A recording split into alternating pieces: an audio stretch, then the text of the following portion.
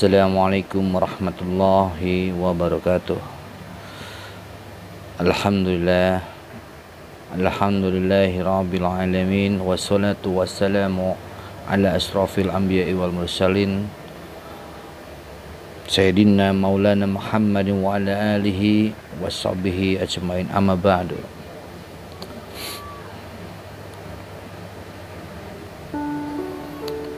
Semoga saudara-saudara, sedulur semua setanah air diberi kesehatan, diberi kemudahan, diberi keberkahan dunia dan akhirat.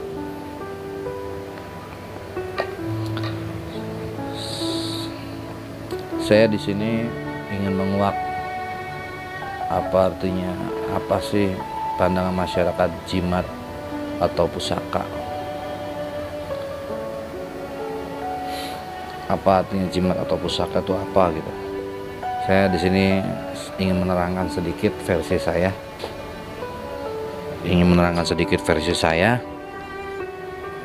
Apa sih aslinya jimat atau pusaka itu apa gitu.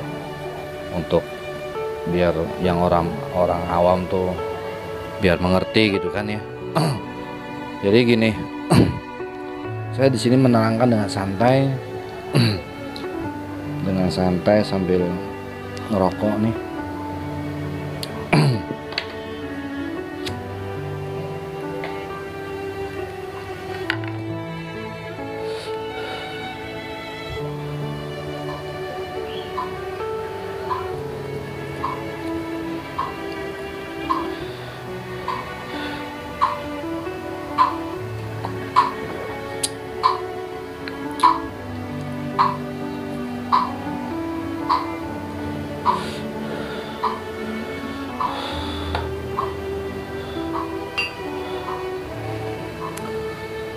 Apa artinya jimat?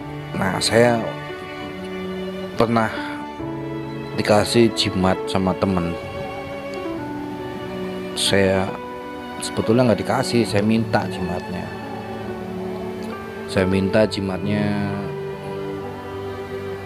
Tulisannya raja-raja kayak gini. Tuh. Ini ada raja-raja, ya. Ada jarumnya juga di sini. Di sini ada raja-raja juga. Ini kata orangnya, beliau ini ke orang pinter lah, atau semacam kayak ahli spiritual, apa semacam paranormal ya. Dia itu karena kebingungan, kepusingan gitu kan. Nggak ada solusi kayak gitu, nggak ada yang bisa bantu dia. Akhirnya dia tuh berjalan ke sebuah kota yang itu nama kotanya itu sangat penuh dengan hutan, desa-desanya. Dia berjalan di sebuah gunung itu pendapat info dari tukang beca. Pak, katanya bingung gitu Pak, kayaknya bingung tuh Pak, Bapak coba Bapak ada solusi apa, saya bantu Pak, apa mau saya anterin ke orang pinter kayak gitu katanya. Terus Bapak itu ya karena kebingungan, karena kepusingan, ya sudah, akhirnya mau ngikutin gitu. Ketemulah orang pinter di gunung itu kan. Akhirnya dikasih semacam kayak ini, tulisan ini gitu.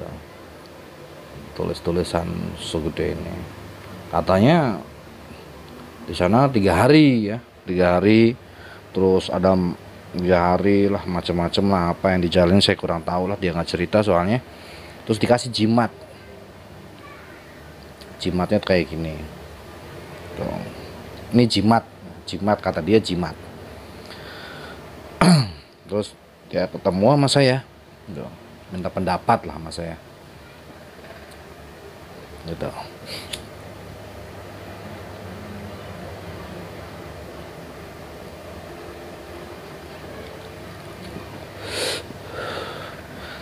Dia minta pendapat sama saya bahwa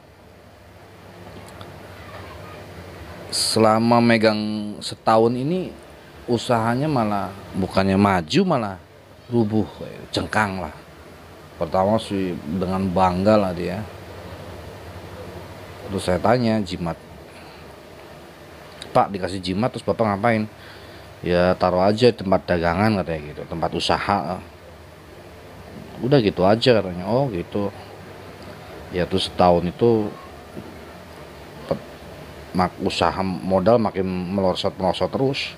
Yang ada saya sama istri katanya sering ribut, kata dia gitu. Makanya ketemu sama saya minta solusi. Ini Kirade, apa bener ini jimat ini kok bukannya nambah ini kok malah hidup saya jengkang katanya. Maksudnya jengkang tuh artinya susah hidupnya kayak gitu kan. Terus emang apa yang dikasih? Ya ini katanya, barang ini gitu. Barang ini katanya yang ada tulisan-tulisan tulisan-tulisan Arab. Tulisan-tulisan Arab lah. Terus yang saya jadi soal, saya tanya, emang maharnya berapa? Oh dia cerita katanya, mahar itu bagi dia rahasia katanya. Oh ya udah nggak masalah. Ya saya terangkan bahwa jimat itu apa. Jimat sama pusaka itu saya kasih tahu gitu.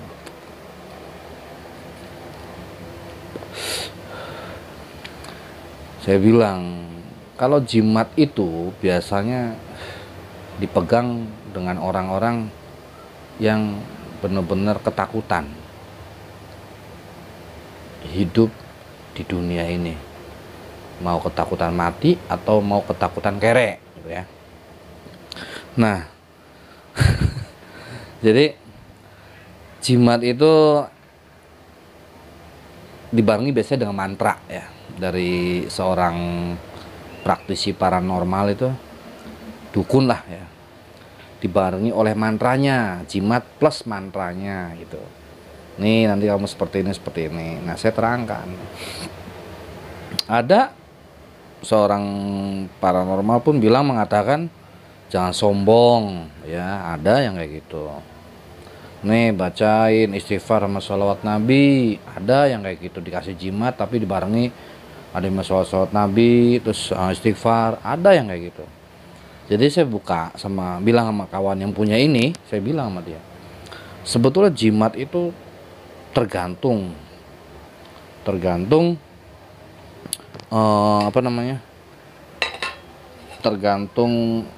yang memakaikannya. Bila mana dia dikasih sama seseorang sebuah jimat, tapi orang itu berpakaian seorang kayak semacam ustadz gitu ya, pakai baju koko atau kope ya, atau ketemu orang yang pakaiannya kayak pendekar gitu ya. Jadi nih pakai, ya saya sih nggak begitu melarang orang pakai kayak gini terus. Cuman jimat itu kan ada dua hal ya. Tergantung orang itu meyakini kemana gitu. Kalau bila mana meyakininya ke sebuah benda ini dengan mempunyai kekuatan, ya berarti musyrik. Ya namanya menduakan Tuhan ya, menduakan Tuhan tuh nggak boleh musyrik, dosa yang tidak bisa diampuni. Jadi mikirkannya ke benda ini, bahwa ini benda ini punya kekuatan. Terus saya sambil dagang atau sambil berjalan di bawah terus mikirin, wah saya punya ini, punya kekuatan, tenang aja lah, dagangan saya pasti laris lah, apalah semualah kan ya. Terus ya malah Allah kasih cobaan, ujian ya kepada yang mempercayai benda ini, dikasih usahanya makin hancur gitu. Karena Allah Subhanahu wa taala itu Maha Pengabul. Allah Subhanahu wa taala itu Maha membolak-balikan hatinya orang. Ada yang hatinya yang kuat, ada hatinya yang lemah. Jadi Kalau jimatnya apa, orangnya mempercayai dengan jimat ini ya musyrik. Nah, tapi kalau ada jimat yang tidak meyakini bahwa ini nggak ada kekuatannya, tapi dia pakai, dia taruh aja, dia yakin sama kekuatannya dari Allah Subhanahu Wa Taala, itu nggak ada masalah. Sebenarnya nggak ada masalah, karena memang kekuatan itu dari Allah Subhanahu Wa Taala. Jadi nggak ada yang namanya jimat itu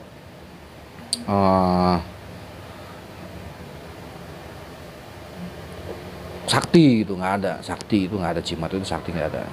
Tergantung orang yang bawa. Bila mana yang bawanya meyakini, kayak model bes ini kan, kalau tiap daerah kan namanya beda-beda ya.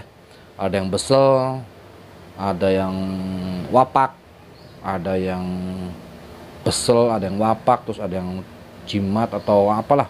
Setiap daerah namanya beda-beda. Karena Indonesia kan kayak suku, budaya, dan bahasa. Jadi namanya pasti beda-beda. Kita harus menghargai itu. Namanya beda-beda. Jadi jangan disalahartikan ya. Jadi tergantung semua ini, tergantung orangnya itu, tergantung menghormati atau tidak. Dia kalau memang mempunyai kekuatannya dari Allah ya nggak usah percaya sama kayak gini. Taruh aja. Percaya aja sama Allah, yakin aja. Kayak orang zaman dulu pegang tasbih tapi sambil berzikir gitu.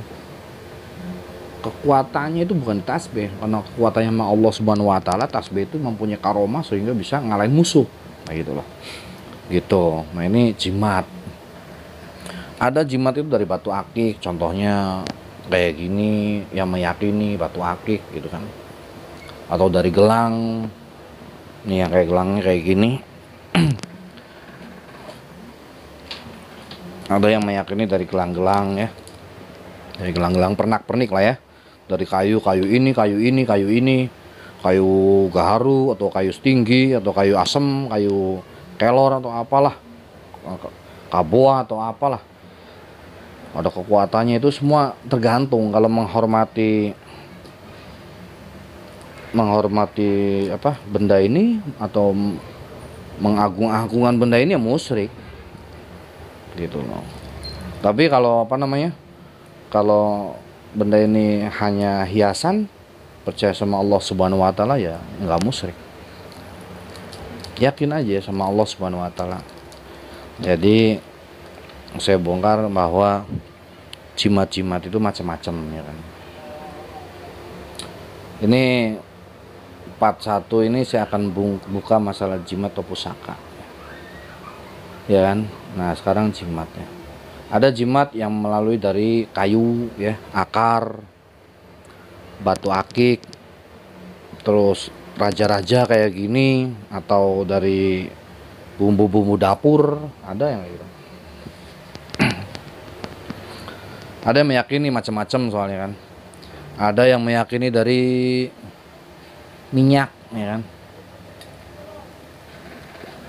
Dari meyakini minyak ya, macam-macam minyak juga. Ada minyak ini, minyak itu yang ditulis raja gitu. Wah ini buat aura ini. Semua itu tergantung. Kalau ada paranormal bilang jangan sombong ya benar. Jangan sombong, karena sombongan itu jubahnya Allah Subhanahu Wa Taala ya kan. Nah jadi ada paranormal yang baik. Nih tolong jangan sombong, taruh aja benda, jangan lupa sholawat sama istighfar. Nah itu berarti arahnya ke Allah Subhanahu Wa Taala.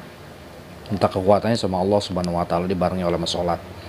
Jadi bendanya nggak terlalu dipikirkan. Tapi kalau ada yang meyakini mau benda ini mempunyai kekuatan, wah bu macan, bu siluman apa itu ada kekuatan ini apa itu, sebetulnya nggak ada kayak gitu tuh. Karena yakin akhirnya timbulnya sombong dengan diri dia bahwa dia tuh sakti dengan benda-benda seperti ini kayak gitu. Dulu pernah saya buka dulu benda apa gitu kayak gini, nggak tahu isinya kosong, nggak ada tulisan gitu. Kalau ini saya nggak berani buka karena ini punya orang, saya bawa aja nih punya orang yang saya nggak berani buka. Jadi jangan salah artikan aja ya. Jimat sama pusaka tuh beda. Ya. Kalau pusaka seperti ini, nah ini pusaka ya tuh, ini pusaka, ini juga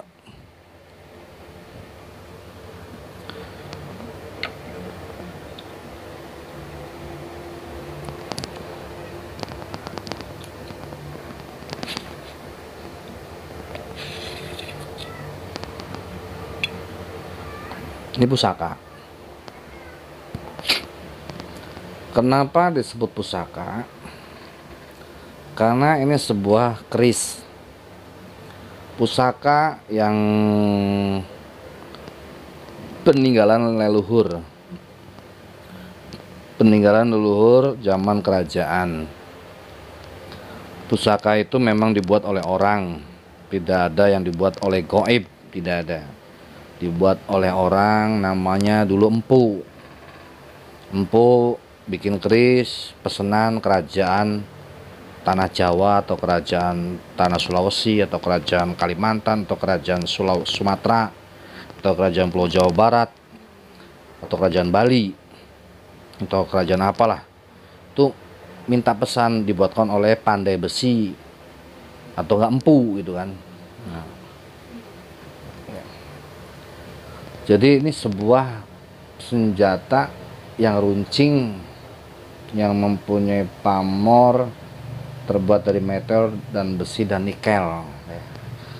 Jadi peninggalan leluhur yang memang harus dijaga. Zaman sekarang kerajaan yang dulu sudah tidak ada, ya kan. Sekarang yang kita jaga peninggalan leluhur zaman-zaman kerajaan yang kita jaga dan kita lestarikan, karena kita bangsa yang budaya. Jadi kita harus jaga dan kita hormati. Jadi bukan sebuah kekuatan, ini juga bukan. Kan ini zaman dulu buat bela diri dari kejahatan orang.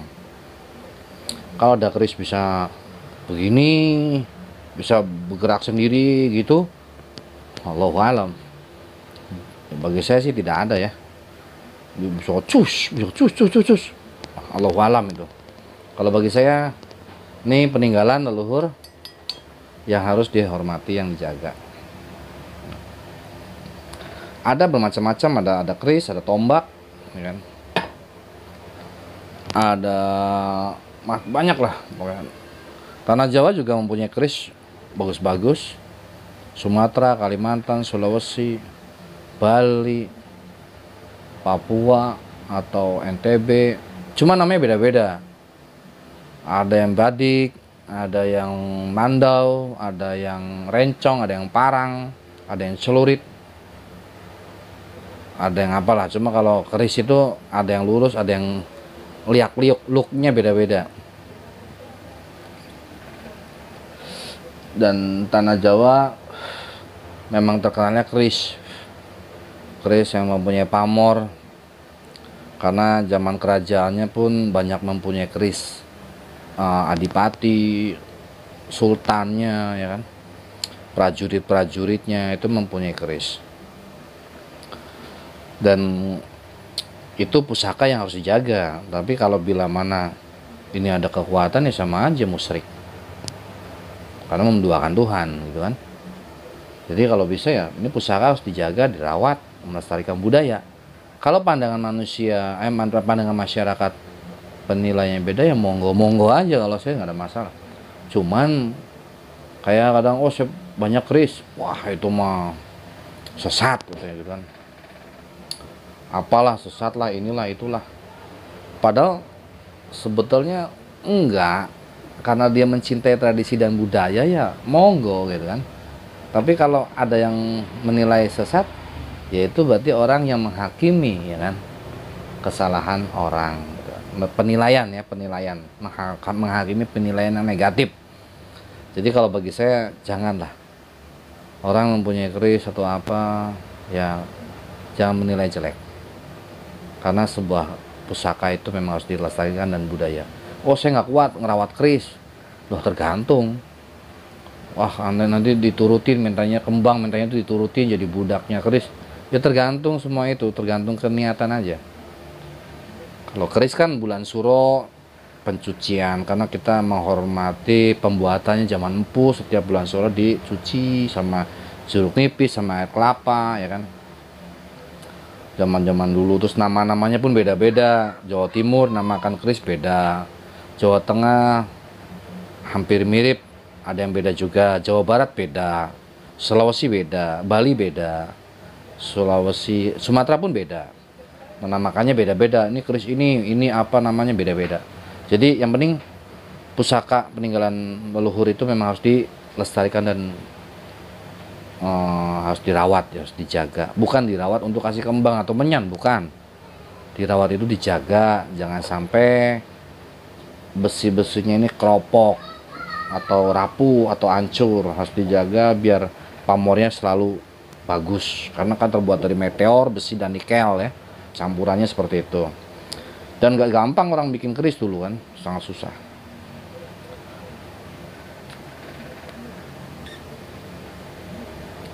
Kalau ada keris mempunyai kekuatan ya Allahu alam, saya nggak mengerti gitu.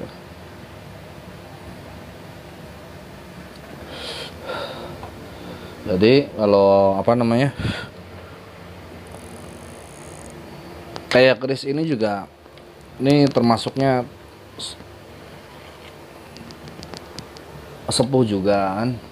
Nah, ini peninggalan keris-keris zaman dulu ini memang harus dijaga dan dirawat. Dirawat itu bukan dikasih kemenyan atau kembang atau apa, bukan. Dirawat itu dijaga, dibersihkan, ininya sering dicuci gitu.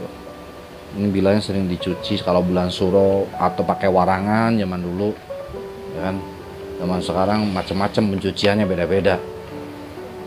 Kalau saya mah menjaga tradisi budaya Indonesia, jaga tradisi, karena ini zaman dulu leluhur, kisah sejarahnya ya ini keris.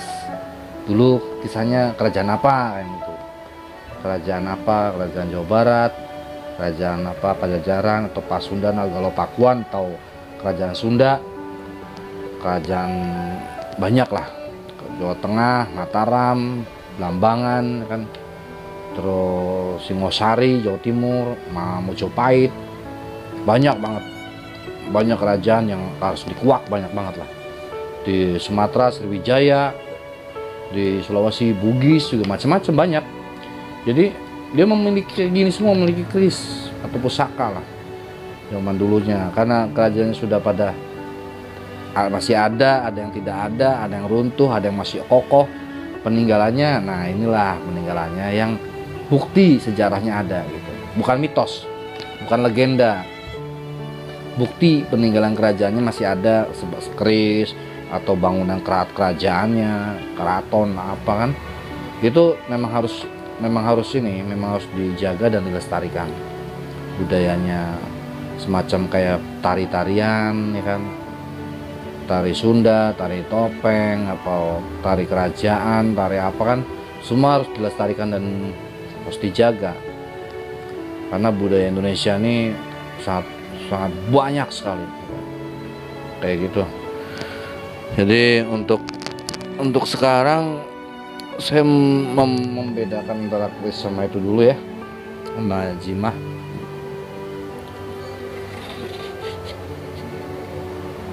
Kayunya pun beda-beda. Ada kayu ini, ada yang terbuat dari kayu ini, beda-beda. Nama pohonnya beda-beda. Jadi tergantung manusianya. Kalau seneng kayu kelor ya kelor, kalau seneng kabua ya kan, macam-macam. Ada kayu kalimosodo, ada kayu cendana, gaharu atau apalah macam-macam. Karena dia seneng gitu loh. Ada yang dikasih berlian, dikasih logam emas, dikasih logam perak, banyak. Itu pusaka. Jadi salah artikan pusaka, wah itu ada kekuatannya lu, nanti kamu nggak kuat. Itu bohong lah ya. Jadi jangan disalahartikan lah, kita harus menghargai lah ya. Kalau jimat ya itu yang tadi saya bilang kan,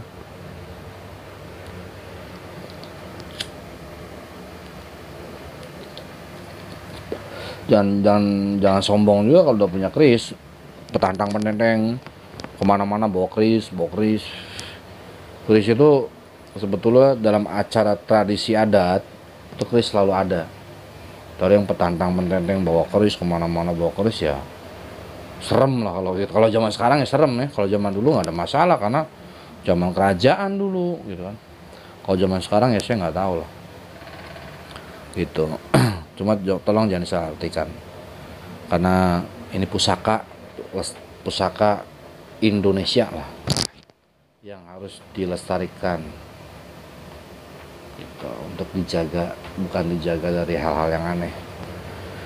Jadi banyak seperti itu, banyak. Nanti saya akan kuak semua untuk tentang jimat apa saya masih banyak lah. Pusaka apa masih banyak. Intinya kita jangan salah arti ya, nggak baik. Karena yang selalu menilai itu monggo aja, tapi yang bisa menghakimi hanya Allah Subhanahu wa taala. Kita harus menghormati aja.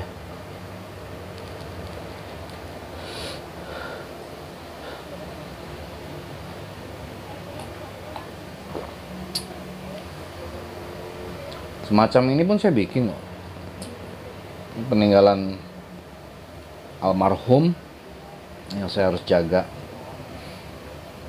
Ini benda kayu biasa, nggak bisa dibuka karena senang saya. Ini pusaka bukan jimat yang harus saya jaga, saya rawat, saya biar bersih, sering dilap gitu kan gitu.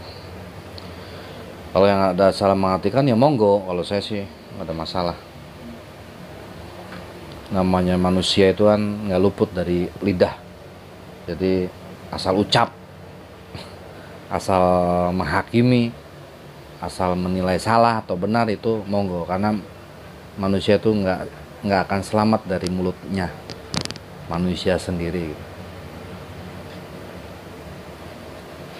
Tergantung penilaiannya aja masing-masing ya. Jadi untuk sekarang sekian, terima kasih.